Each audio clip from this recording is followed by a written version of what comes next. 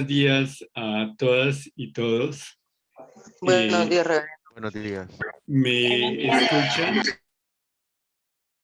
Buenos días, reverendo. ¿Me escuchan? Reverendo. ¿Me escucha todo el mundo bien? Sí, señor.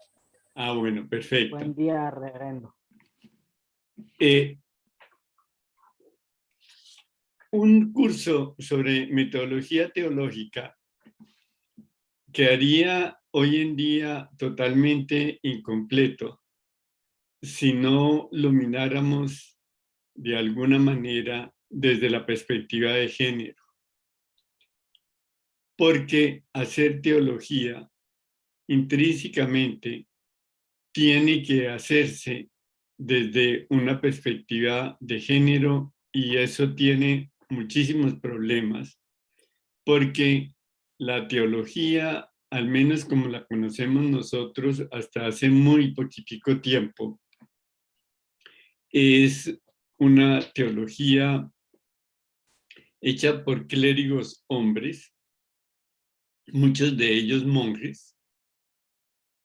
Yo diría que la mayoría de los grandes autores de la teología occidental y oriental han sido monjes con una visión muy machista y patriarcal de lo que es el quehacer teológico, porque nuestra cultura es absolutamente machista, es absolutamente patriarcal. La figura de Dios, obviamente, y la figura que se nos transmite desde el judeocristianismo en las Sagradas Escrituras es una visión también absolutamente androcéntrica y que relega a un segundo lugar de subordinación y a un lugar de obediencia y de distancia a lo femenino y a la mujer. No sé si habría alguien de los presentes que quisiera hacernos un breve resumen de lo que estaba en la lectura para hoy.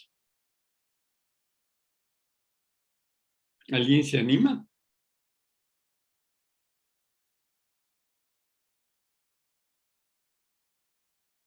¿Qué nos dice la autora en su capítulo sobre teología feminista?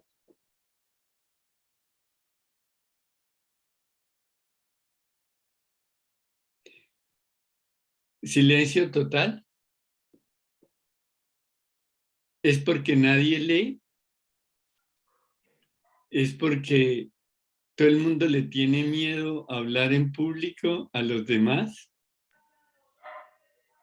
¿Es porque tenemos miedo a equivocarnos?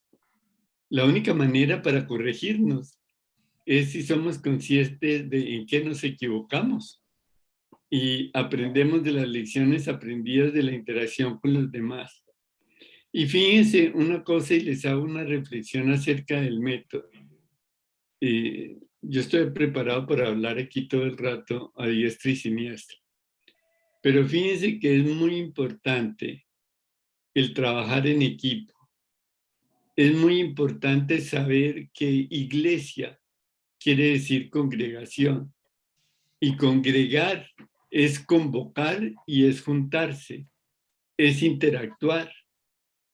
Fíjense que a la hora de la verdad, cuando uno construye el quehacer del proceso enseñanza-aprendizaje, con un profesor allá arriba que se las sabe todas y unos estudiantes acá abajo que tienen que aprenderse acríticamente lo que el profesor dicta, y por eso se habla de dictar clase para que los alumnos tomen nota, como en el medioevo, donde era tan difícil, no había internet, no había acceso a libros, y hoy en día nosotros tenemos un acceso y de hecho a todo el mundo se le han distribuido los libros que podríamos utilizar de texto en este curso. Y si alguien se ha molestado un poquito en hacer búsquedas por Google, o sea, googlear el tema de método en teología, aparecen en castellanito muchísimos artículos sobre este tema que vuelven a reforzar los puntos álgidos de la discusión de método. Porque método, y ahí viene o dos quiere decir camino. De hecho, el término técnico para el velocímetro de los carros muchas veces es odómetro, porque es el que mide el camino. Y entonces métodos es el camino a seguir para alcanzar el conocimiento, para alcanzar la verdad, para alcanzar aquello que nos ilumina, para saber, para tener un saber, para tener un conocimiento, para pensar con propiedad acerca de un tema. Y fíjense que implícitamente en toda metodología está ahí dentro metidito el concepto de rigor, porque es la rigurosidad con la cual se sigue una serie de procedimientos establecidos, que uno llega al conocimiento, que uno llega a la verdad.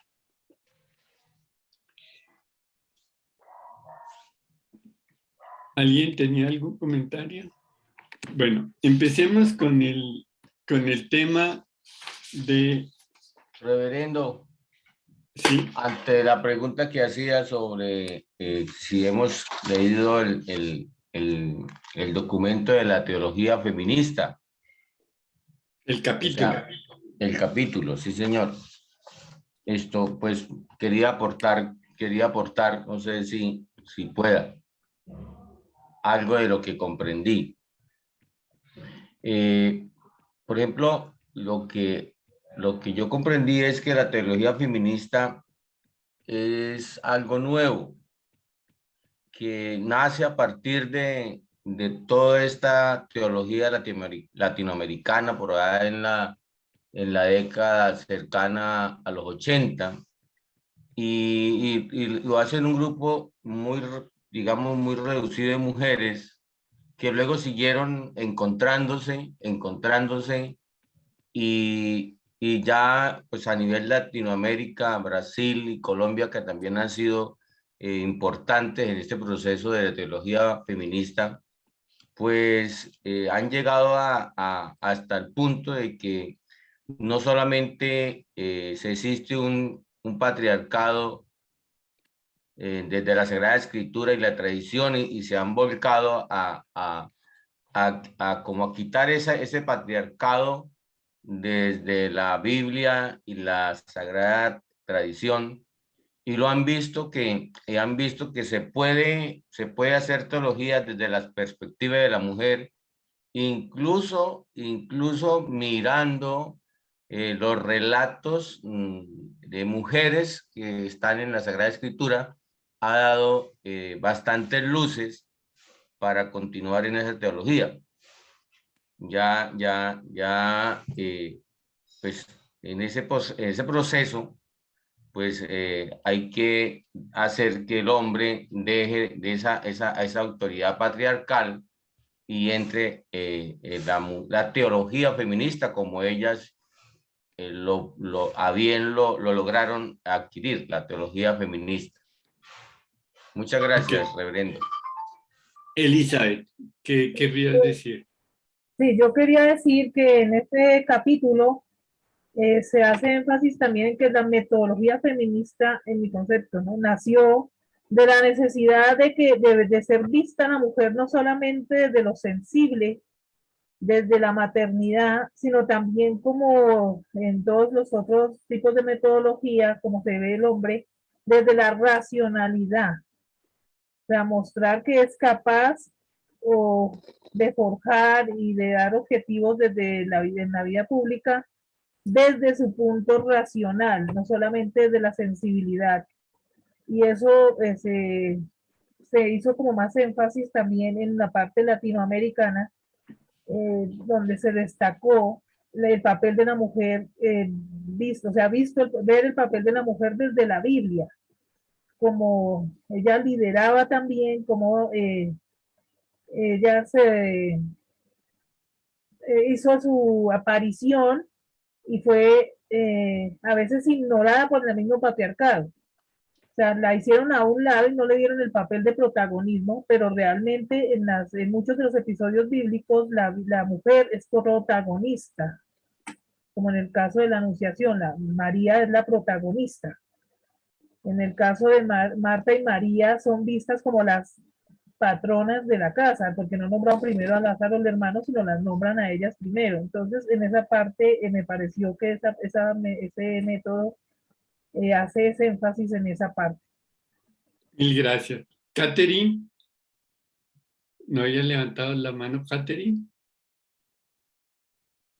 Bueno, algo bien importante a tener presente, en mi opinión, es que si uno quiere verdaderamente hacer teología, la perspectiva de género tiene que ser inherente a la manera como cualquier teólogo, teóloga o lo que sea, desarrolla y hace teología. Es una manera de profundizar y adentrarse en el misterio de la fe y en la comprensión de quiénes somos los seres humanos frente a Dios, frente a la revelación y frente al mundo en el que vivimos. O sea, la teología en la perspectiva de género es, como yo digo muchas veces, no puede ser las pasas del ponqué, que tú haces la masa y como para que quede bien el ponqué, ahora echémosle unas pasitas así y revolquemos. No, señores, desde el comienzo hay que tener presente la perspectiva de género, porque eso produce una teología humana muchísimo, muchísimo más rica. Joana, ¿qué era lo que querías decir?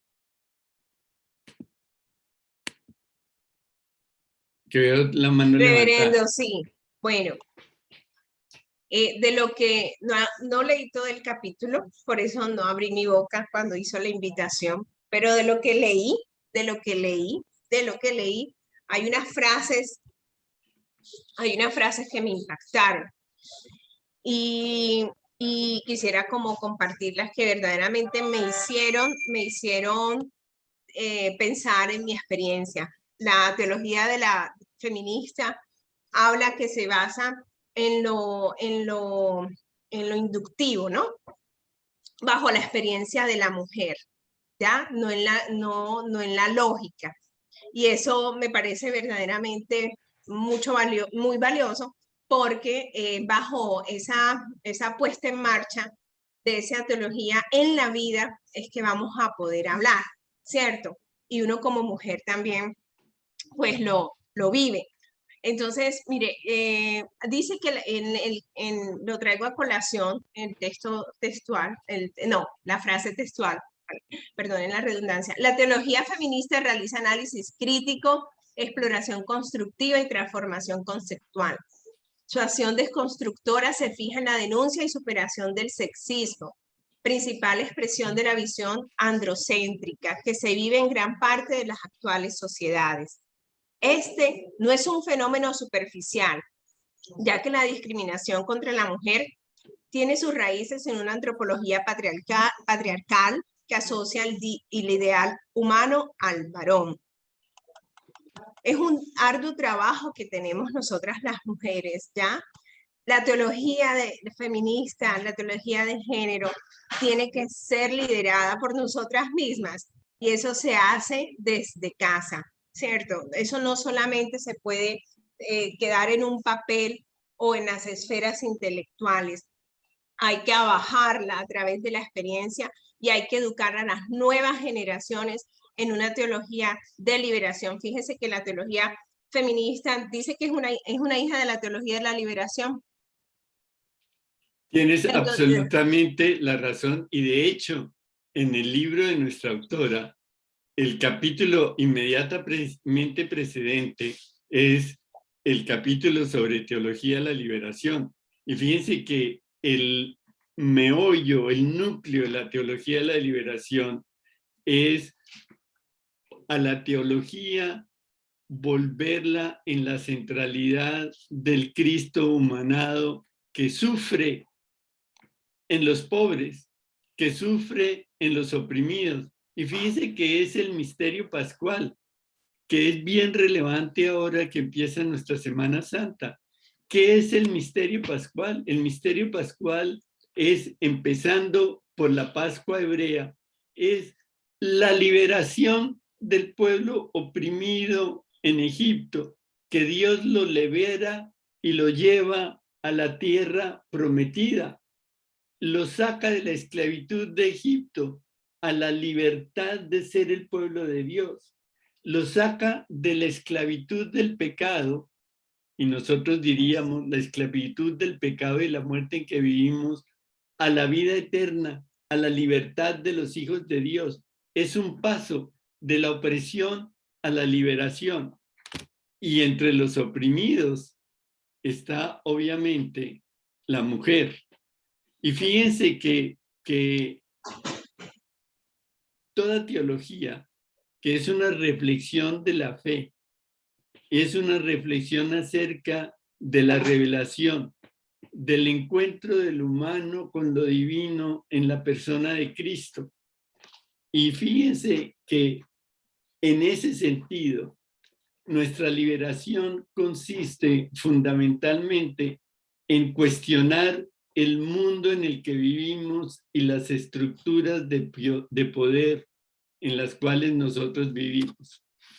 Y fíjense que la metodología de una teología que incluye la perspectiva de género va ligada con la pregunta fundamental de qué significa ser mujer, qué significa ser hombre, qué significa el que los humanos solo podamos ser imagen de Dios en la medida en que existe la dualidad de género, hombre-mujer.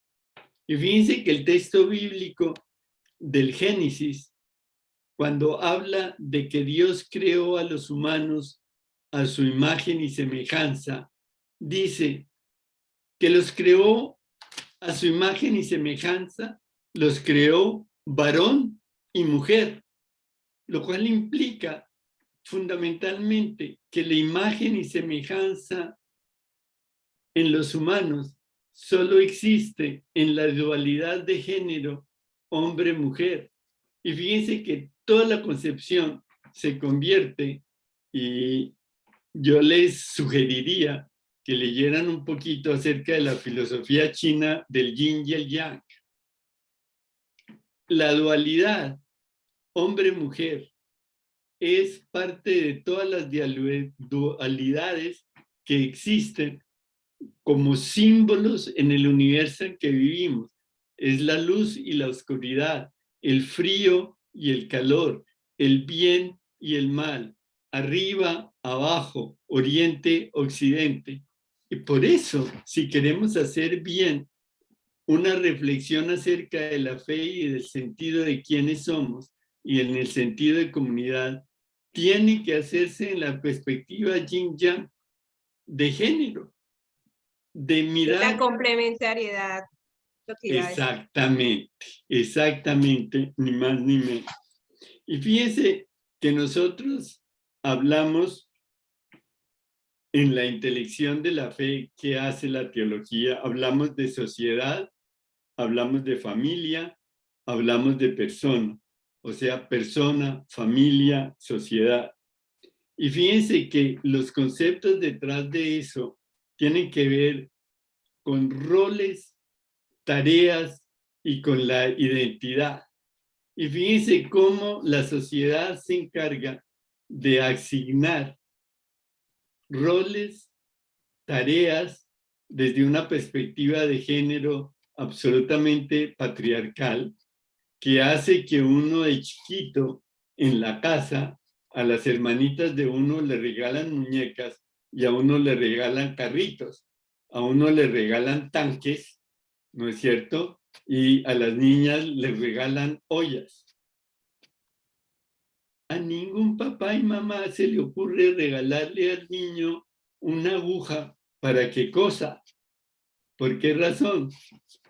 Porque ahí entra toda la mentalidad y la ideología de género y de identidad de género. Con todos los preconcepciones horribles que tenemos de la asignación de papeles de acuerdo al género. Y si uno quiere ser un varón, uno tiene que ser, como decimos, y perdónenme la vulgaridad que voy a hacer, uno tiene que ser bien macho. Uno no puede tener miedo, uno no puede llorar, y entonces viene el regaño del papá al niñito que se cayó, se peló las rodillas y le grita: no llore, mijo, usted tiene que ser macho, aprende a ser macho, los hombres no lloramos.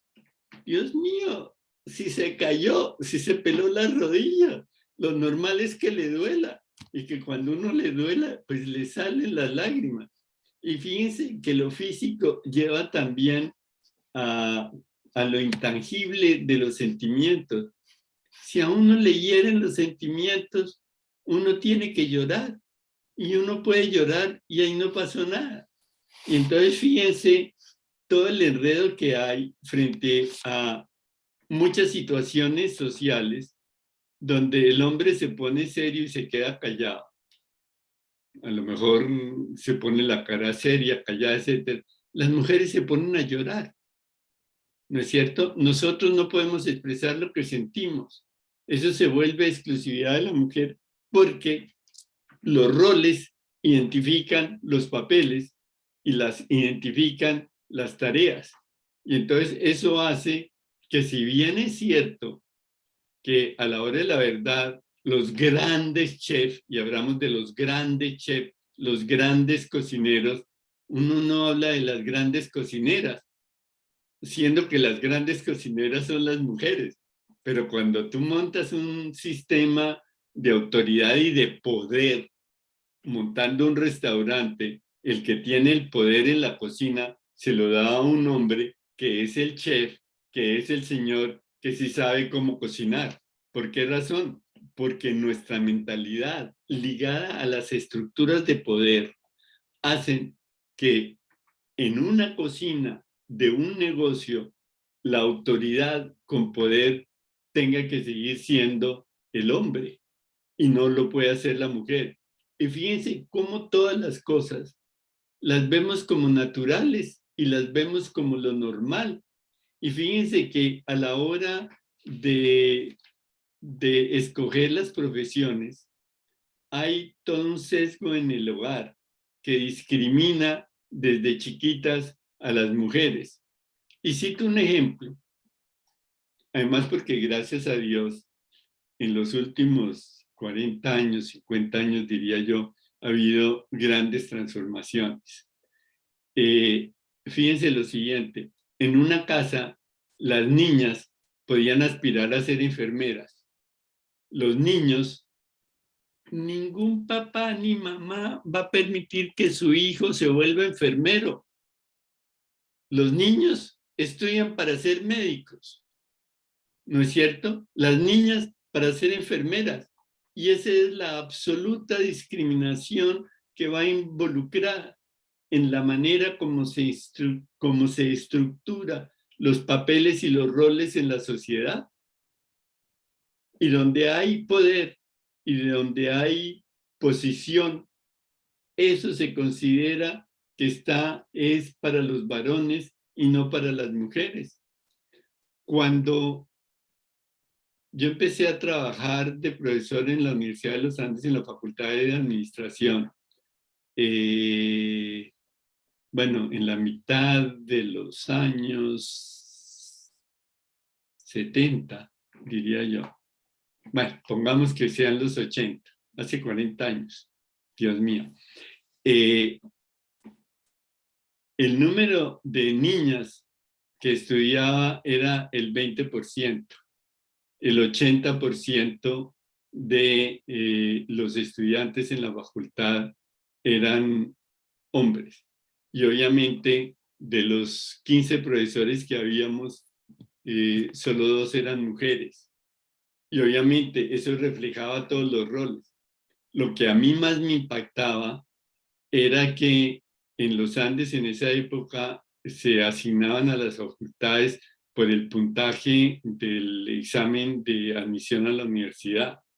Y resulta que el puntaje más alto y la carrera más difícil de ingresar en los Andes en esa época era biología, que era una facultad o una carrera absolutamente femenina. El 90% de las estudiantes eran mujeres.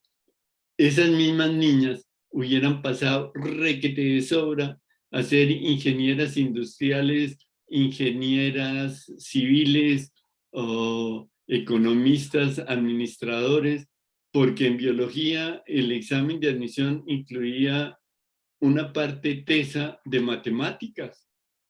Y fíjense que era toda la ideología de la sociedad que hacía que las niñas no escogieran una carrera que les había futuro. No es lo mismo ser bióloga y buscar trabajo que ser ingeniero industrial y buscar trabajo, o ser economista y buscar trabajo. Fíjense que todas esas cosas les quitan y les cierran futuro a las mujeres solo por ser mujeres. Y fíjense que a la sociedad le parecía absolutamente normal, ¿no es cierto? Es perfecta. Mijita, ¿usted qué va a hacer allá en medio de tanto hombre? Entre otras cosas porque parte de toda la mentalidad es que el éxito de una mujer consistía en conseguir un buen marido, en forma tal que no le tocara trabajar y pudiera ser buena mamá y buena ama de casa. Y por eso las familias multimillonarias mandaban a sus hijas a Suiza, a unas escuelas costosísimas, donde le enseñaban a coser, a hacer pasteles, a cuidados médicos de primeros auxilios en el hogar con los niños. O sea, mujer se identifica con mamá y con esposa, nunca con presidente de la República o con generalísima de los ejércitos. ¿No es cierto? Son de las concepciones de nuestra cultura patriarcal. Y fíjense que a la hora de la verdad uno maneja el ideal y uno maneja las estructuras ideales y uno trata con esa ideología de construir una realidad. Y resulta que la realidad es absolutamente concreta y específica. Y les cito un ejemplo de cómo permea absolutamente todo. Esa ideología androcéntrica, machista, estructural. Cuando se habla del jefe de hogar, el jefe de hogar, y lo pone uno en el censo, en el formulario censal, el jefe de hogar es el hombre. Donde hay una pareja, el jefe de hogar es hombre. Y solo es jefe de hogar cuando estamos hablando de madres solteras. Madres solteras que sacan adelante a sus hijitos contra viento y marea, porque están solas. Y entonces, en ese caso, sí pueden ser jefes de hogar. ¿Y cuántas jefaturas de hogares hay así? Miren, créanme, estadísticamente hablando, ¿no es cierto? Es un número grandísimo, pero nuestra concepción hace pensar que en una relación de familia y de pareja, el que manda y la cabeza y el líder es el hombre, no es la mujer. Joana, tú tenías un comentario que te tienes la mano levantada.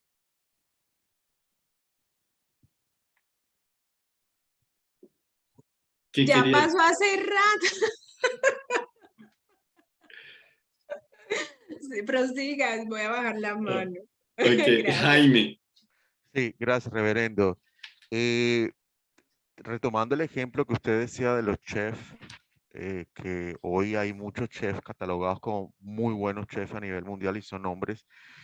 Con este tema de la perspectiva de género, yo apuesto que ninguno de esos papás, de esos chefs, cuando eran niños les regaló a sus hijos una cocina para que practicaran lo que iba a ser su profesión, ni les regalaba utensilios como ollitas y sartenes para que ellos practicaran con lo que hoy se ganan la vida y con lo que hoy son buenos. Esta perspectiva de género para mí brinda la posibilidad de colocar en balance la percepción nuestra de la teología, porque nos permite a nosotros poder entender o ser más observadores y detallistas que lo que está escrito en la palabra se ha pasado por alto en todo lo que tiene que ver con la mujer. Como un ejemplo sencillo, cuando Jesús estaba enseñando y Marta estaba organizando la casa y Marta se molestó porque estaban organizando la casa y él dijo, mira, es que ella escogió la mejor parte. Y después vemos más adelante cuando Pablo dice, no O permito que las sea, mujeres hablen. tú te refieres que María se puso ahí al lado de Jesús a escucharlo y mandó a Marta a hacer todos los quehaceres porque Jesús llegó con el tropel de los apóstoles y había que prepararles cama, comida, etc. ¿A qué me refiero en ese punto? Que eso se menciona para mí aprovechando, digamos, ese rol que nos han metido en la cabeza, que la mujer es la que se tiene que encargar de los quehaceres de la casa y no también los hombres, que es una tarea que debe ser en conjunto. Pero tenemos que utilizar eso como también para entender, por ejemplo, sacar lo mejor de esa enseñanza y decir, hombre, en la espiritualidad está una gran enseñanza de tu vida y muchos de nosotros nos dejamos llevar por los quehaceres diarios y dejamos de lado lo espiritual. Y eso lo podemos contrastar con más adelante con Pablo, que decía, no permito que las mujeres hablen y se queden calladas y allá atrás, y si tienen alguna duda, cuando lleguen a su casa le preguntan a sus maridos. Entonces, para mí esta teología, desde la perspectiva de género, es maravillosa porque no habría balance, no habría balance. Y el jefe del hogar, bueno, en mi hogar el jefe es mi esposa. Yo no soy el jefe de mi hogar, porque si yo quiero cambiar los pisos y yo escojo un color de pisos y me gusta esta textura, mis queridos hermanos y hermanas, ese piso no se va a poner como yo lo quiero. Ese piso se va a poner como mi esposa quiere y como a ella le gusta. Entonces, ¿yo para qué voy a pelear con eso? ¿Quién manda en mi casa? Mi mujer. Muchas gracias, reverendo. Y Jaime, yo digo una cosa, si estamos viéndolo desde el concepto de la complementariedad, si vemos a Marta y a María, o sea, tenemos que tener, o sea, no podemos abandonar nuestros, ¿cómo se dice? Matices martianos, pero tampoco podemos abandonar nuestros matices marianos. O sea, sí hay que ser activos, pero también hay que estar buscando ese crecimiento a nivel de acercamiento espiritual y también intelectual y también académico. Pero no hay que, eso no nos impide desde el concepto de complementariedad llegar a los extremos. Ni solo actividad en la que solamente soy un objeto de trabajo y de servicio, digamos que doméstico, ni tampoco elevarme solamente a las esferas académicas o intelectuales que yo me alejen, pues, según determinados criterios, de poder involucrarme en esos actividades sencillas que hacen normal una vida, ¿no? Y que todo el mundo vive. Muy Pienso bien. yo. Y fíjate que a la hora de la verdad estamos hablando de algo bien importante que es el equilibrio. Es el equilibrio y es la complementariedad. Es que a la hora de la verdad, si queremos ser humanos, tenemos que integrar lo uno y lo otro, o la otra y lo uno, o la una y lo otro. O sea, porque a la hora de la verdad es en la fusión de ambas cosas donde podemos crecer y florecer. Reverendo, yo le puedo hacer perdone que lo interrumpe. Vea, yo les voy a contar una intimidad que no puede salir de aquí, porque es una intimidad del reverendo Gonzalo. Que no salga de Latinoamérica. Vean, eso ha sido un proceso eso fue un proceso y una lucha, tanto una construcción de Gonzalo y mía, ¿ya? Gonzalo es un académico, es un intelectual, pero es un hombre, valga la redundancia, yo siempre he dicho, es humano y un hombre consciente, ¿cierto? Pero eso fue una construcción para caer en conciencia. Miren, Gonzalo, él barre, trapea, lava la ropa, cocina. Él hace todo, lava baños, cambio pañales, limpio traseros, en la construcción de ser padre, ¿cierto? Y en aras de la justicia siempre nos pusimos de acuerdo cómo teníamos que distribuir las tareas de la casa, porque es de la concepción, aunque todavía le falta un poquito, no le vayan a decir eso, que a la mujer no se le debe crear todo dejar todo el oficio de la casa o todas las tareas de la casa, o no está destinada a la mujer, que solamente son los oficios de la casa. Entonces, por ejemplo, nosotros tenemos una dinámica y es un día él hace la comida y un día yo. Y cuando él hace la comida, yo hago el aseo. Y cuando yo hago el aseo, cuando yo cocino, así nos intercambiamos. Y eso fue un acuerdo. Eso fue un acuerdo. Y también yo aprendí de mi mamá y lo complementé, fue que hay una costumbre en nuestra sociedad, aquí en Latinoamérica, también se habla de la teología desde Latinoamérica, la feminista desde Latinoamérica en el documento, ¿cierto? Algo que yo aprendí de mi vida y de mi formación y de lo que también fue la enseñanza de mi mamá, fue que tú como hijo y como esposo o como miembro de una familia, tú no le estás colaborando a la mamá. Tenemos una expresión que consciente o inconscientemente decimos, ay, tan bello ese niño, ¿cómo le colabora a la mamá? Y ese esposo, ¿cómo le colabora a la esposa? Está, mejor dicho, pero se ganó la lotería con ese esposo. Entonces yo he enseñado a mis hijos, vean, ni me están colaborando a mí, ¿cierto? Nada más. Y no es a la mamá, porque si yo cocino, no cocino solamente para mí, cocino para toda la familia. Y si se hace el aseo, y si ustedes aportan en el aseo o en la construcción de los oficios domésticos, ¿la beneficiada es solamente mamá? No, somos todos. Porque el primer equipo es la familia. Entonces, somos un equipo que con cada uno tiene sus funciones, pero eso se determina en la administración doméstica.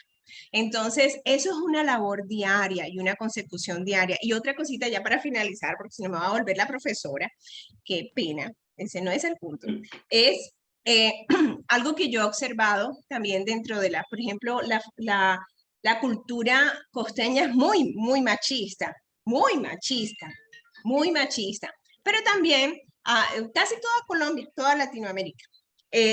Por ejemplo, que se alaba cuando un hombre hace o participa, pero no se alaba ni se agradece cuando la mujer cumple no, o hace esos oficios, ¿cierto? Si el hombre lo hace, es sorprendente y ustedes lo pueden ver en cualquier caso, pero si la mujer lo hace, ese es su deber, ¿ya? Ese es su deber, no hay nada de sorprendente en eso. Entonces, miren que ahí está muy marcado ese estereotipo machista, ¿no? Entonces, si el hombre hace, uy, qué maravilloso, hay que ponerle la velita. Pero si la mujer hace, no, ese es su deber, ella no, ese es su deber. Entonces, miren lo marcado que estamos. Yo siempre he dicho que somos nosotras las mujeres, si somos madres, si llegamos a ser madres, pues enseñarle eso a nuestros hijos, y ese es uno de los grandes roles de nosotras como mujeres, enseñarle esa concepción, no esperar a que dependan ni de una mujer ni de nadie para ser personas que son totalmente habilidosas y poder desarrollar su independencia y ser personas, no hombre-mujer, sino seres humanos y cristianos de servicio a la sociedad y realmente que apliquen el evangelio. Pues ese es lo que iba a decir y si mejor corto porque si no sigo y muchas gracias. No, muy bien, perfecto. Lady Viviana. Veo que tiene la mano levantada. Buenos días, reverendo. ¿no? Que en el 2022, en el tiempo que estamos ahorita, yo creo que es también el caso de las mujeres. Las mujeres tienen muchas, tienen una visión de esclavitud.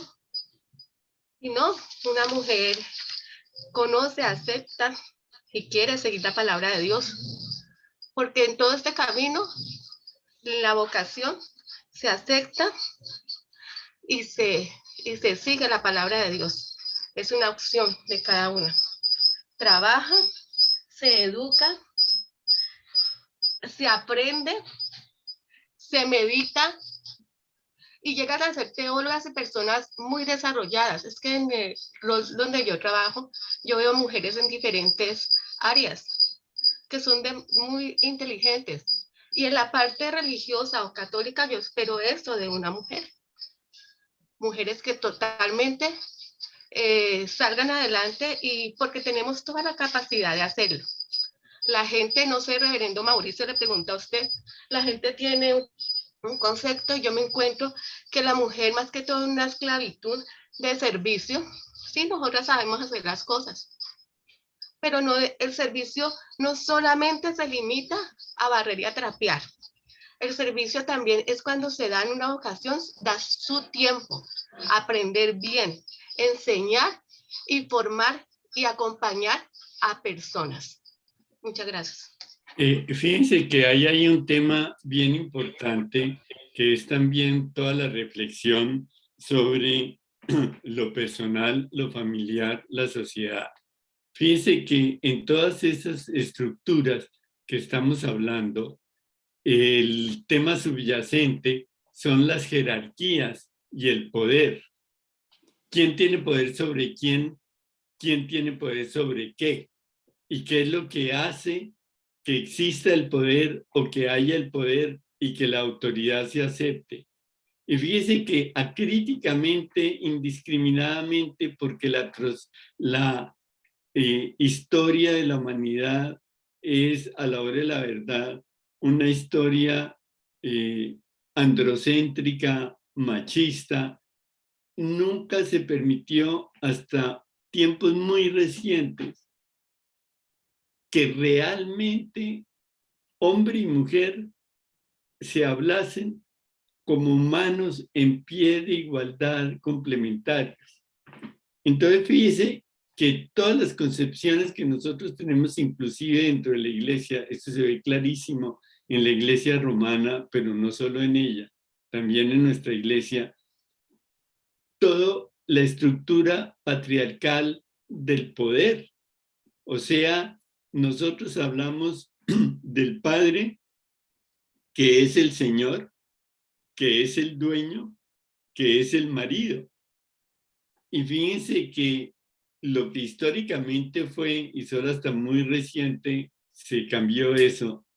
Toda mujer que se casaba adoptaba el apellido del marido con la palabra de antes. Entonces era Pepita Pérez se casa con el señor Rodríguez y pasa a ser Pepita de Rodríguez, como si el señor Rodríguez fuera el dueño de Pepita. Claro que etimológicamente no es del todo así, pero fíjense que es toda la concepción de una sociedad patriarcal con una cultura patriarcal donde las estructuras de poder implican un arrinconamiento, una exclusión y un silenciamiento de la mujer. San Pablo diciéndole, o incluso también San Pedro en su carta, diciendo que las mujeres tienen que obedecerle a los maridos y quedarse calladas, que las mujeres no pueden hablar en público, que las mujeres tienen que taparse la cabeza. O sea, fíjense que es toda una estructura de exclusión, toda una estructura de opresión, una estructura de una sociedad absolutamente jerarquizada, donde los primeros puestos y los puestos de poder y los puestos de liderazgo están reservados para los hombres. Y fíjense que el gran cambio es cuando se da cuenta uno de que las mujeres son líderes, de que inclusive en la esfera íntima, privada del hogar, hay liderazgos que son exclusivos de la mujer, liderazgos que pueden ser compartidos con el liderazgo exclusivo de los hombres, porque no es lo mismo una pareja de iguales que una pareja de desiguales. Y lo que hay que cambiar es las concepciones que facilitan y posibilitan y hacen que se vea como normal algo que es una estructura de poder y de opresión que desentona con el mensaje de que hombres y mujeres delante de Dios somos iguales.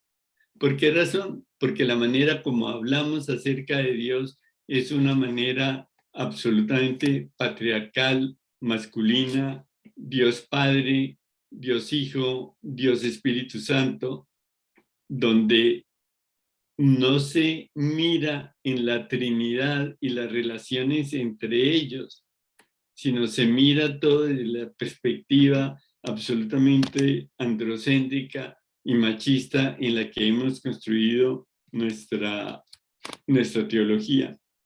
Y fíjense que el arrinconar el papel de las mujeres a un papel subordinado, donde se las excluye de cualquier posibilidad de liderazgo, eso implica una visión del mundo, es una visión de la sociedad, una visión de los roles y papeles, una visión de la esfera de lo privado versus la esfera de lo público. Cuando los textos bíblicos mandan a la mujer a su casa, quiere decir que la mujer existe en la esfera de lo privado, pero no en la esfera de lo público. La mujer no existe en la esfera de lo público de poder, o sea, de la política. Y fíjense que inclusive ahora frente a las elecciones y a las candidaturas, nuestras estructuras de poder en Colombia son fundamentalmente machistas. ¿Cómo está constituido el Senado? ¿Cómo está constituida la Cámara? ¿Cómo están constituidas las gobernaciones, las alcaldías? El papel de la mujer es absolutamente ínfimo. Y una de las cosas de las cuales se gloriaba algún arzobispo que ya murió, que era cardenal y murió en Roma, es que por allá en la época de López, cuando fue presidente, ¿en qué año sería eso? ¿En los 70s o los 60s tardíos? Que nombró gobernadora, no sé si de Risaralda o de Caldas o por ahí, a una mujer que era divorciada. Y ahí mismito, toda la jerarquía católica montó tamaño enredo y la hicieron renunciar.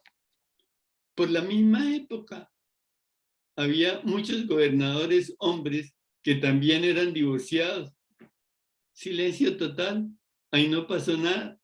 O lo que era peor, gobernadores que no eran divorciados, sino simplemente separados y convivían, entre comillas, como pecadores públicos en toda la ética de la Iglesia romana, con una mujer, cuando no se aceptaba la realidad de que el matrimonio es también una institución humana y las parejas pueden crecer por caminos diferentes y es mejor que cada uno sea feliz en un entorno y no siga en el yugo de una relación que ya no tiene sentido porque ya no hay amor ni hay posibilidad de convivencia.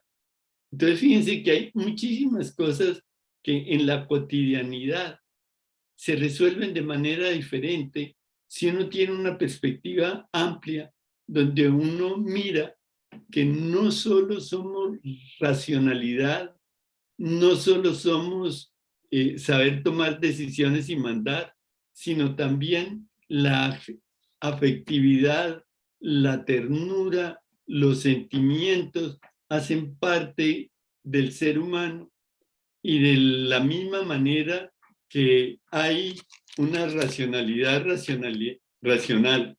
También hay una racionalidad afectiva. Y fíjense que muchas de las cosas que dicen son las corazonadas que nos dan, ¿no es cierto? Es una intelección profundísima de la naturaleza humana y de las condiciones que hacen, no sé por qué, pero yo esto lo veo así. Esto, no sé, me huele a feo, no me gusta, evitémoslo. En cambio, me parece que por aquí va a ir mejor.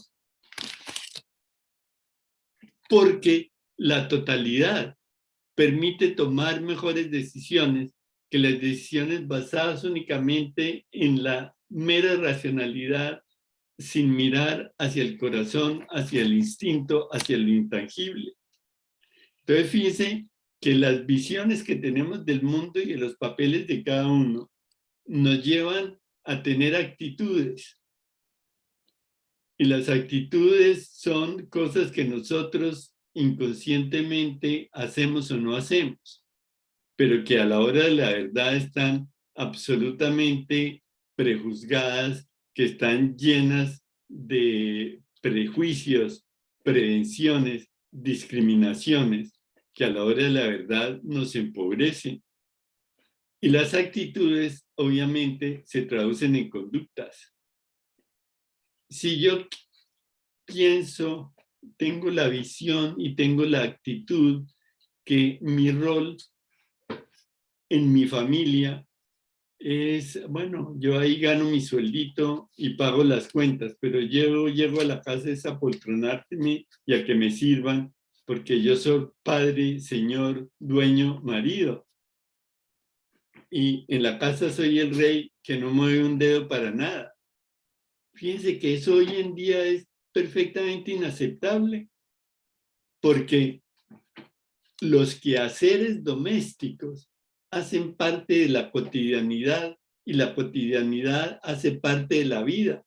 Y la reflexión teológica acerca de la cotidianidad y de la vida común y corriente, para entender nuestros quehaceres desde la perspectiva de la fe y del encuentro con Dios y del encuentro liberador con Dios, eso tiene que llevarnos a visiones diferentes, a actitudes diferentes, a conductas diferentes y a tomas de decisiones diferentes.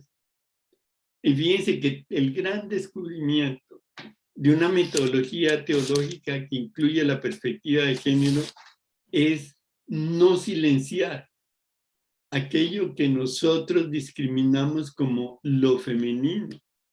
Es no silenciar lo intuitivo, lo simbólico, lo afectivo y lo festivo. Fíjense que de alguna manera, y yo lo digo porque yo viví tiempos como hombre solo y a mí nunca jamás se me ocurrió comprar flores, ¿no es cierto? Porque uno de hombre ahí en su casita o en su cuartico, en su apartamentico, uno no tiene flores, uno no tiene matas. De hecho, cualquier mata que me regalaban, ¿no es cierto? Ahí se moría porque las matas, ¿no es cierto? Exigen cuidados, como echarles agüita, ¿no es cierto? Como quitarle las hojas que ya se marchitaron, como, en fin, removerle la tierrita y a lo mejor echarles alguna vitaminita. Las plantas son vivas y todo ser vivo requiere de cuidado, requiere de afecto. Inclusive, ¿no es cierto? Alguien alguna vez en un vivero me dijo, mire, para que la florecita realmente florezca, usted tiene que hablarle, ¿no es cierto? Y aquí se nota porque ya pasó el invierno y empieza la primavera. Y la primavera, ¿qué es lo que caracteriza a la primavera? ¿Ah? ¿Qué es lo que caracteriza a la primavera? El Las renacer, flores. las flores. Flores, El las renacer, flores, el la verdecer. vegetación, la polinización, la capacidad que tiene la naturaleza de regenerarse, belleza. Esta florecita acaba de nacer, simple y llanamente porque ya es el comienzo de la primavera. Y fíjense, es recreación, volver a construir, volver a exactamente. crear. Y fíjense Bereshit. que esa... Muy bien. Carlos, ¿qué estaba diciendo que te interrumpí? No, Fíjense tranquilo, que hay padre. Estaba aportando algo con respecto a la primavera, que es volver o sea, es como decir la palabra revolución o volver a recrear, volver a encontrarse un nuevo comienzo. Un nuevo comienzo, siempre es un círculo, una rotación. Fíjense que por ese mismo motivo, la Pascua es en el primer plenilunio de primavera, porque es el renacer de la vida, es la imagen, ¿no es cierto?, de se vence a la muerte, se vence a la oscuridad, los días se vuelven más largos.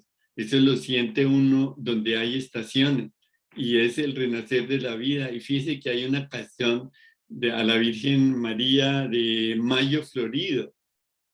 ¿Por qué?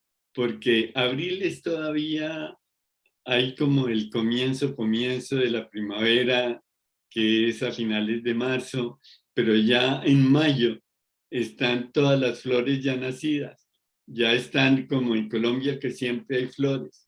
Y entonces eso hace una enorme diferencia contra el diciembre, donde estaba la nieve, donde los días eran corticos, donde los árboles no tenían ni siquiera hojas, sino parecían chamizos muertos, y es el renacer y el renacer a la vida.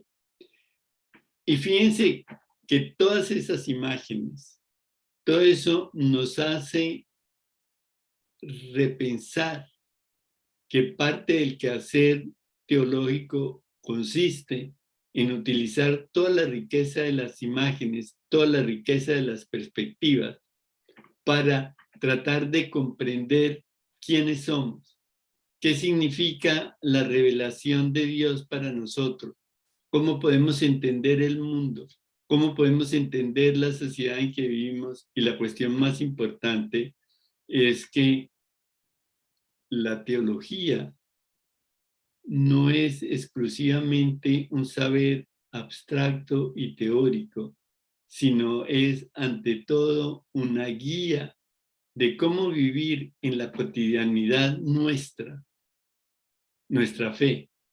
Y la cotidianidad nuestra es la vida en familia, la vida en el hogar que tengamos, inclusive si vivimos solos, junto con nuestra profesión, con nuestro trabajo, con nuestras actividades dentro de la iglesia. La vida cotidiana de cada uno de nosotros tiene que ser una vida informada por la fe. Y lo que hagamos o dejemos de hacer tiene que estar relacionado con la proclamación que cada uno de nosotros debe hacer de la buena noticia del reino de Dios, por el tipo de vida que llevamos, por lo que nosotros hacemos, por lo que nosotros decimos, por lo que nosotros pensamos, y eso tiene que ver con la visión que cada uno de nosotros tenga del mundo en el que vivimos. No sé si alguien tenga algún otro comentario. Quería decir algo, que dentro de nuestra formación religiosa, ¿cierto?, está muy marcada el modelo de María en las mujeres. En la cultura paisa, sobre todo, está ese modelo de María de ser mujer sumisa, mujer callada, mujer entregada, mujer que no puede hablar, sino obedecer. Y eso se ve mucho, por ejemplo, yo fui formada en las salesianas y se marca demasiado en lo que debe ser una mujer, ¿ya? Cómo debe comportarse. Y yo, en verdad, yo no he podido personalmente con eso. No he podido, porque yo me resisto a callar. Yo tengo que hablar. Mire que hasta yo misma ahorita dije, ay, no puedo hablar porque, bueno, aunque hay, posicionamiento, el profesor y el alumno, y el profesor es el dueño del espacio, pero también está marcado eso de que la mujer si se extiende, tenemos es porque hablamos mucho, las mujeres hablamos mucho, ya se nos tiene pues marcada esa característica. Entonces, en ese orden de ideas, está muy marcado a nivel religioso la imagen de María. Y eso a nivel de religión ha marcado mucho la sociedad latinoamericana y pues hablo a nivel de Colombia, ¿no? De que la mujer tiene que ser hacendosa, tiene que saber hacer todo lo de la casa, tiene que callar, no le puede contradecir al hombre y eso ha sido enseñado de generación en generación. Incluso muy marcado es dentro de ese estereotipo o ese modelo, eso de lo que es la función de la mujer y lo que es la función del hombre, ¿cierto? Entonces, y también ciertas, ¿cómo se puede decir? ¿Cómo lo podría llamar? Ciertas tendencias, por ejemplo, que el rosado es para la niña, lo azul es para los niños, todas esas ideas, ¿cierto? Que nos llevan a hacer más amplia la brecha para llegar a esa complementariedad. Eso es un reto muy grande, y yo creo que es el compromiso de todos los que estamos acá. Poner en práctica esto de la teología femenina. Pero sí, siento que todavía la parte de la religión marca mucho y el modelo de María, pues también marca una tendencia a la formación en la mujer. William Muñoz, no, mil gracias, Joana. William, que veo que tiene la mano levantada. Sí, muy buenas, reverendo, qué placer saludarlo nuevamente, saludar a todos los hermanos. Compartir brevemente diciendo que la mujer ante la sociedad debemos aceptarla y que tiene una participación muy importante, que ya no debe ser excluida como se hizo en lo antiguo. Compartiendo con Joana, el costeño realmente tiende a ser muy machista, bastante machista. Pero compartiendo también algo muy, muy personal con mi esposa, desde que iniciamos nuestra vida, hemos venido en un camino que ella trabajó, la conocí trabajando en una empresa, yo trabajador independiente. ¿Y qué papel asumíamos? Ella le tocaba irse temprano en la mañana, me dejaba listas las cosas de los niños y a mí me correspondía bañarlos, vestirlos, llevarlos a la escuela, prepararles el almuerzo, ir a buscarlos en las tardes, porque ella trabajaba todo el día. Y pienso que a raíz de eso y de todas estas enseñanzas, hemos vivido una vida maravillosa.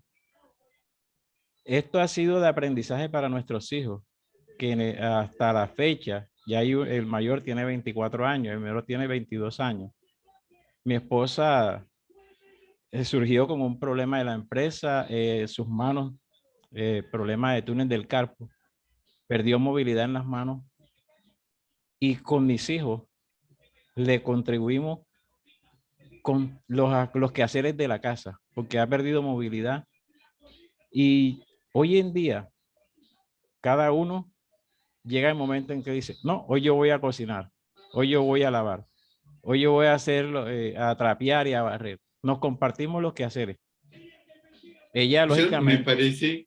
Eso me parece muy bien. Y fíjense cómo, a la hora de la verdad, todo eso nos enriquece como seres humanos. Fíjense que el ostracismo de antes, el hecho de silenciar a la mujer, el hecho de mirar con desprecio los quehaceres domésticos como cosas indignas de los varones, al final del día lo que hacen es empobrecernos a nosotros como seres humanos y quitarnos toda una dimensión, porque entre otras cosas, por ejemplo, el cocinar es un acto creativo, el que la comida le quede a uno rico es una fuente de enorme satisfacción y es saber de echarle una briznita de esto a esto de aquello para cambiarle el sabor y darle el toque personal a lo que uno hace. Y fíjense que eso es una manera muy distinta de vivir la vida. Y fíjense que lo que estamos haciendo aquí es que tiene que haber una manera muy distinta de hacer teología y de entender el mundo a partir de la fe, que es la misión de la teología. Gracias, William, por tu aporte. Freddy, ¿qué ibas a decir? Sí, señor. Yo me fui un poquito para la Edad Media, visualizando las mujeres en la NASA. O sea, la visión que puede tener una mujer allá desde todo el conocimiento que puede obtener desde la NASA, es un avance gigantesco, para contrarrestar lo que por allá le da el garrote que le daban a Galileo Galilei. Pero también decía yo, bueno, estamos viendo las visiones desde las diferentes perspectivas de género. Y también yo pienso que aquí también la teología feminista nos abre una puertica, una ventana para hablar de una teología de la población diversa, porque ellas tienen una visión de la población diversa sexualmente, tienen una visión también propia para poder dar una definición de lo que es Dios desde su visión. Entonces, como esta teología que se viene trabajando también apoya otras teologías. Fíjate que acabas de mencionar algo bien importante, y es que el hecho de que la teología desarrollado por monjes varones con una perspectiva absolutamente sesgada, patriarcal, androcéntrica, ha empobrecido a la reflexión teológica. Y lo que ha hecho ahora la reivindicación de una teología de la perspectiva de género es ampliarnos los horizontes para que construyamos una teología muchísimo más rica. Y fíjense que no en vano la teología de la liberación ha contribuido al enriquecimiento de la teología y a volcarla desde una teología académica abstracta a una teología eclesial de las comunidades de base que responde a las necesidades de la vida cotidiana y de la vida de fe de las comunidades que constituyen las parroquias, que constituyen las congregaciones. Y a propósito de todas las reflexiones que hemos venido haciendo, bueno, un pequeño excurso chiquito. Por ahí leí en el artículo de esta señora que hay 64 mujeres en el Nuevo Testamento. No sé si sea el Nuevo Testamento o toda la Biblia. Y me hago la pregunta, ¿quiénes son?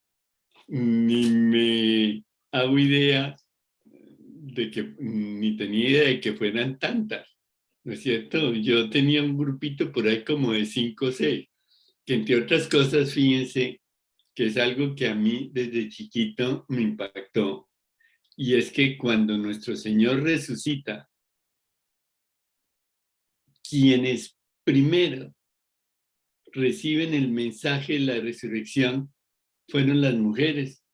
No fue ni Pedro, ni Juan, ni los apóstoles preferidos.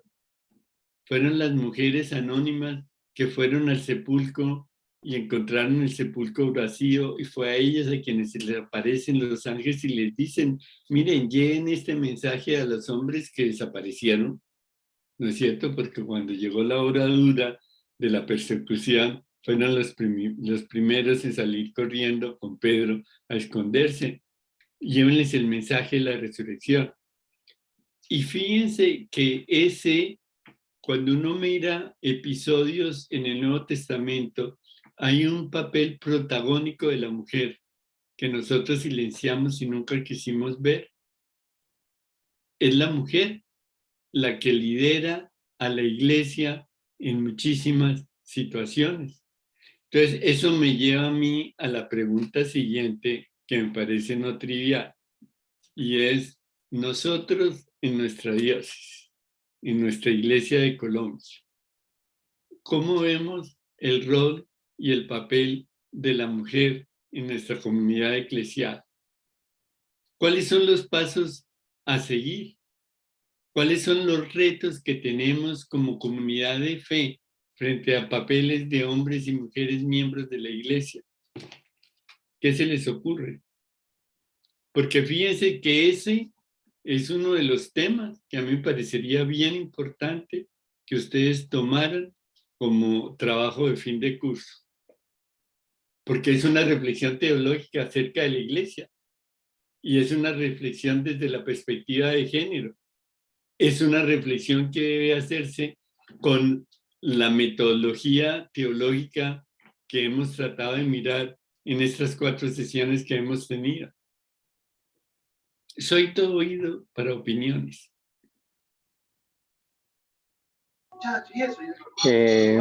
Profesor, Sí. pues sí, a mí me parece que el papel de la mujer dentro de la iglesia es fundamental y todo lo que se quiera decir, es decir, no se trata ahora de defender a la mujer y hundir al hombre, no. Dios se ha valido de hombres y de mujeres y la historia de la humanidad. Hacemos esa lectura. Dios se ha valido de hombres y de mujeres. Yo creo que esto es un problema todavía más grande, en el sentido de que sí, en la iglesia se puede decir que la mujer tiene cierta importancia, darle cierta relevancia y todo lo que han dicho los compañeros de que darle la mano y darle la oportunidad. Pero cuando ya, por ejemplo, en el campo laboral soy el jefe, ¿cómo me comporto allí? Quitemos ahora la reflexión teológica y metámoslo, por ejemplo, en el plano político.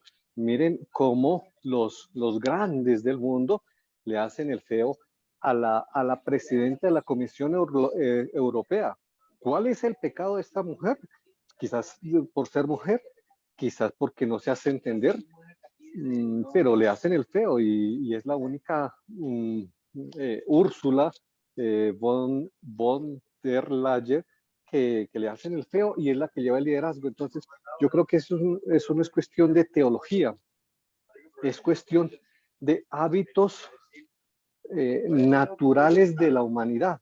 Recordemos que primero, a ser cristianos, tenemos que ser humanos. Entonces, eso es un legado que tenemos, un problema que tenemos desde toda la humanidad. Quizás también porque las mujeres han dado ese espacio de que el hombre sea resaltado, quizás por muchas culturas. Y miren, saliéndonos del ámbito cristiano, en el ámbito, por ejemplo, musulmán, esto es terrorífico. Entonces, antes de ser cristianos o musulmanes o practicar una religión, tenemos que ser humanos y ver al otro como igual al otro, a la otra como igual a mí.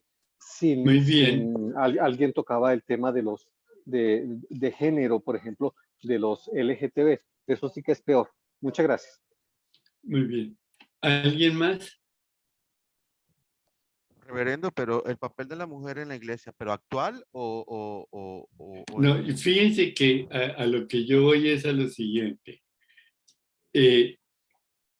A mí lo que me da aprehensión o miedo es que todo esto se vuelve unas clases muy lindas de bla, bla, bla, ¿no es cierto?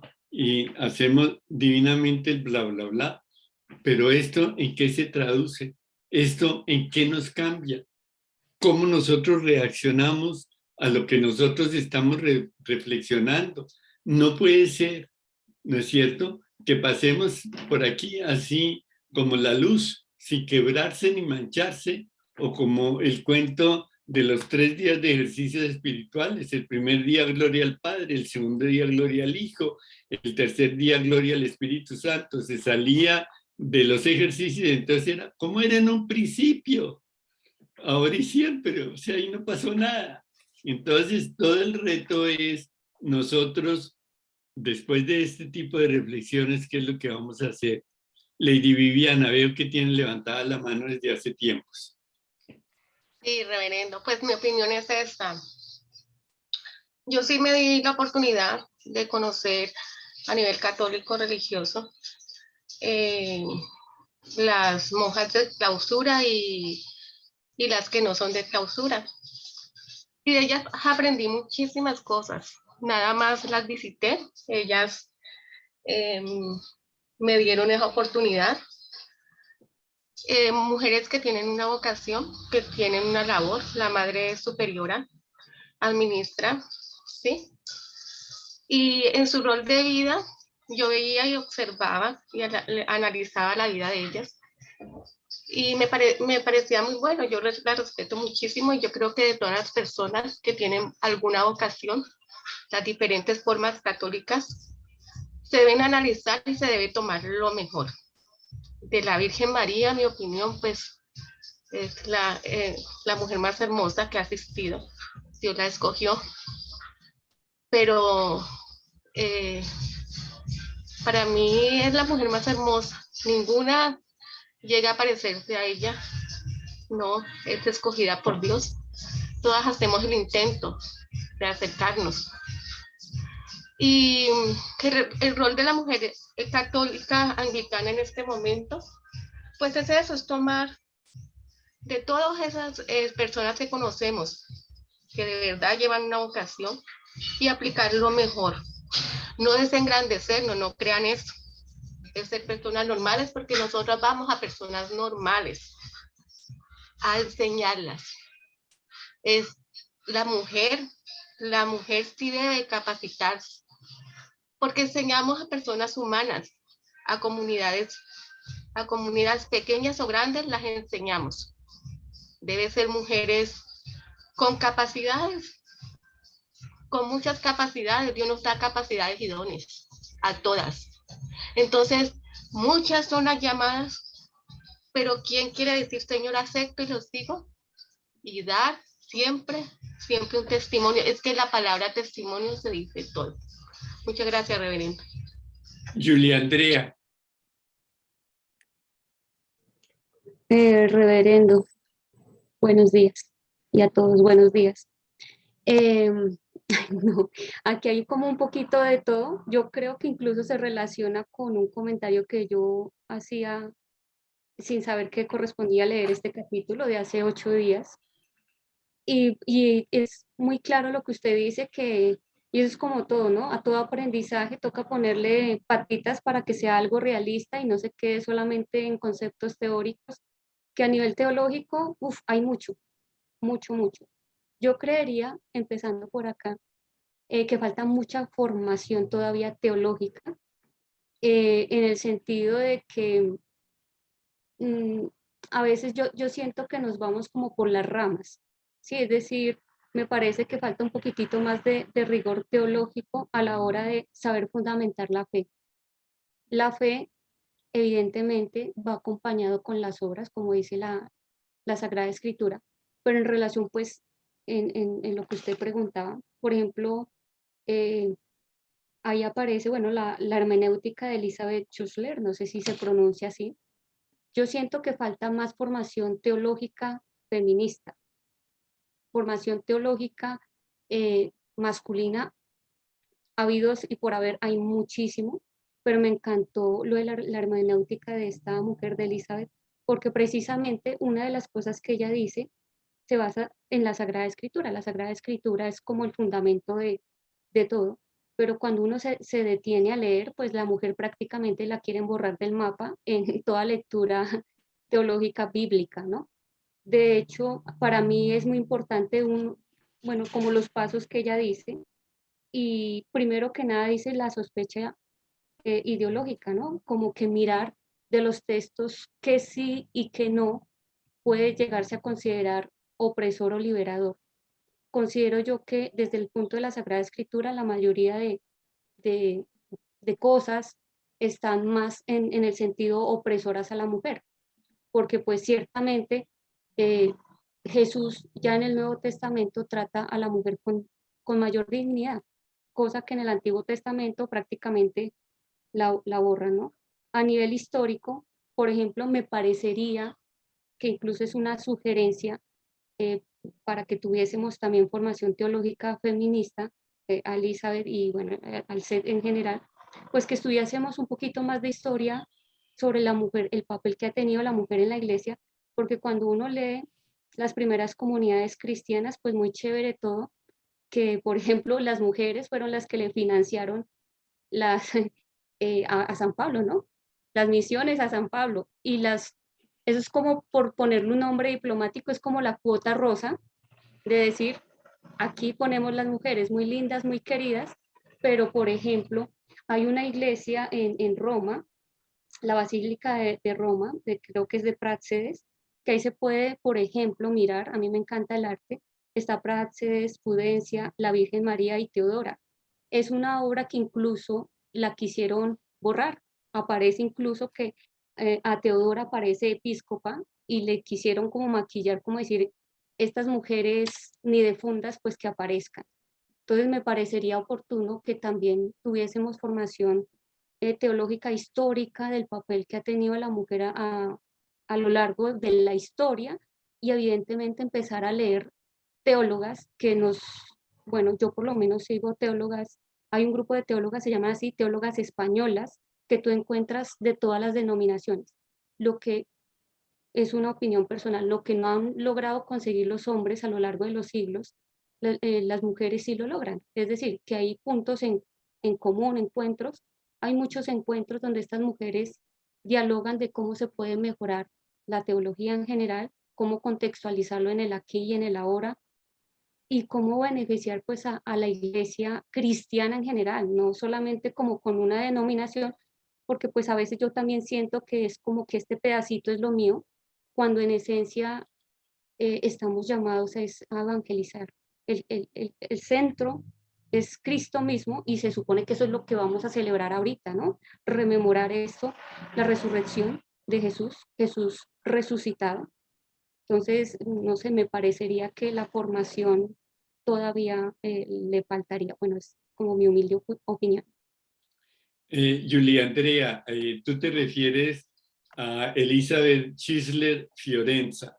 Sí. Ella y su marido son profesores de la Facultad de Teología de la Universidad de Harvard. Ellos se conocieron de estudiantes cuando el señor Fiorenza estaba haciendo su doctorado en teología en Alemania y ella era compañera de estudios de él. El libro famosísimo de ella se llama En memoria de ella. Yo se lo voy a mandar porque tengo una copia a Elizabeth Camero, para que Elizabeth, por favor, lo distribuyas entre ese libro en castellano, En memoria de ella, para que lo distribuyas entre todos, que realmente vale la pena leerlo y estudiarlo. ¿Ok? Muchas gracias. Bueno, siendo esto así, creo que podemos dar por terminada esta reunión y el conjunto de las 4 clases. Para aquellos que quieran obtener una nota y la aprobación del curso, la nota está pendiente de un trabajo final que hagan y que me lo debían entregar, digamos que para el para el 1 de mayo. Para el 1 de mayo. ¿Ok? Perfecto. Gracias, Elisa. Y entonces, por favor, mándenmelo, que yo los leo y les doy el feedback y los califico. Lo más importante, a mí me parece, es que ustedes hagan una reflexión personal sobre un tema que a ustedes les parece de importancia, y de importancia para la vida de la iglesia, y de importancia para ustedes en el sentido de cómo hacer una reflexión teológica sobre los temas, sobre temas que son álgidos, cómo repensarlos con un método, ¿Y qué representa eso en términos del crecimiento personal? Creo que aprender es crecer. Y lo importante es que nosotros sepamos verbalizar el crecimiento. Y por eso es importante lo que escribamos y que sepamos también citar la literatura. No nos vamos a inventar la rueda, ni somos teólogos profesionales. Tomamos este curso, ahí hay bibliografía, en los autores hay bibliografía, ustedes pueden buscar en internet, y lo importante es el esfuerzo que cada uno haga por internalizar lo que se vio en este curso y ponerlo por escrito como la reflexión que les ayuda a ustedes a crecer humanamente. Con esto, 1.000.000 de gracias, y si tienen cualquier duda, ustedes ya saben, correo mauricio.ferro@gmail.com. Reverendo, perdón, quisiera aportarlo ya por último. Es tan excelente e importante la participación de la mujer en los roles de la iglesia, y aquí en el C estamos viendo esa importancia reflejada en las mujeres que hoy han estado haciendo este aporte y las que están participando del set. Gracias. Buen apunte. Elizabeth, ¿qué ibas a decir? Varias personas de las que están ahí conectadas me están escribiendo que no quedó claro el tema del trabajo. Entonces voy a hacerles un pequeño resumen de él para que sepan. Es hacer una reflexión teológica de cómo represento un método y cómo la hago con un método para el crecimiento y a la vez del crecimiento personal. Me escriben uno, ¿no? El otro me dice hacer una reflexión teológica y de qué manera me sirve para crecimiento personal usando un método teológico. Y el otro dice hacer una reflexión de cómo se hace con un método teológico y de qué manera esto me sirve para un crecimiento personal. Entonces no les quedó claro a ninguno el tema. Venga, yo les digo. El resultado tiene que ser el crecimiento personal, ¿no es cierto? Y de eso es de lo que se trata. Entonces, dado que nunca nos hemos puesto a reflexionar cómo hacer teología sobre un tema, entonces lo que ustedes tienen que escoger es un tema de cualquier cosa, de la vida cotidiana, de la vida de la iglesia. Y sobre ese tema, utilizando el método teológico, un método teológico, ustedes hacen una reflexión teológica sobre ese tema en forma tal que lo que ustedes ponen por escrito, de acuerdo a lo que han leído, de acuerdo a lo que han visto, les sirve para que ustedes crezcan personalmente, para que ustedes se den cuenta que hacer teología no es algo reservado a los profesores, a los académicos, es algo natural en la vida de la iglesia, porque teología es la reflexión sobre nosotros, sobre el mundo que vivimos, a partir de la revelación, a partir de la vida de la fe. ¿Complicado? Por ejemplo, un tema es... No, ya está muy claro. ¿Cuál sería el papel de las mujeres en mi parroquia? Profe. ¿Por qué? Dime. Disculpe, entonces, en mi conclusión de lo que yo he entendido, el trabajo sería reflexión teológica de un tema de la vida cotidiana, y sobre ese tema, utilizando un método teológico, se hace una reflexión sobre ese tema y la utilidad y crecimiento personal que va a tener en mí.